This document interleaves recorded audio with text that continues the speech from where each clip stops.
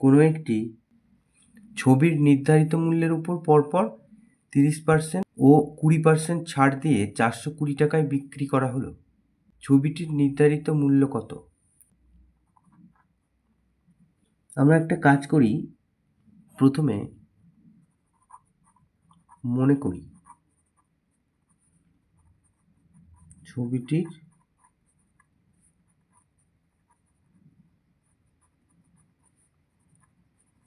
নির্ধারিত মূল্য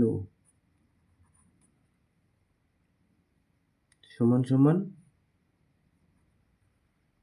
100 টাকা। প্রথমে 30% ছাড়, 30% মানে 100তে 30। তাহলে প্রথমে 30% ছাড় হলে দাম হয় 100 মাইনাস 30, 70 টাকা। এরপর 20% ছাড় হলে দাম হয় 70 ছিল, আর 70-এর 20% কমে যাবে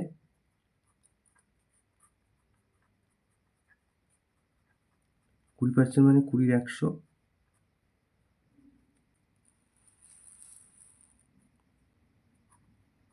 তার মানে 14 টাকা কমে যাবে, তার মানে 56 টাকা দাম হলো। এখন এইটা একটু উল্টে লিখি, 56 টাকা টাকায় লিখি, টাকায় বিক্রি হয়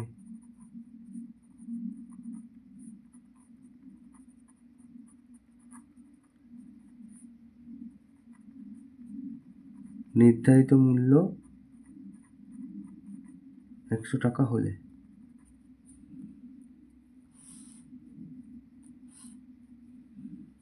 তাহলে 1 টাকায় বিক্রি হয়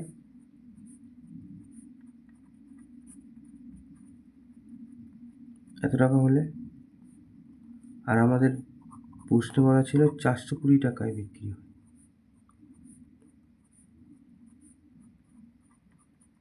হিসেব করলে উত্তর বেরোবে, 420 দিয়ে গুণ করলাম, 14 দিয়ে 4 14 56, আর 3 14 42, 4 1 4, 4 25 100।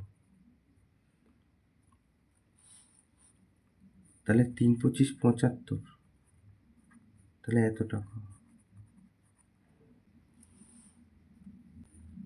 তাহলে অতএব ছবিটির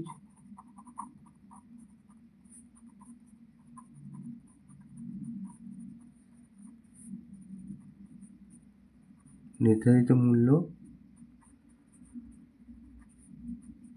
ছিল এত টাকা। এটা তাহলে উত্তর।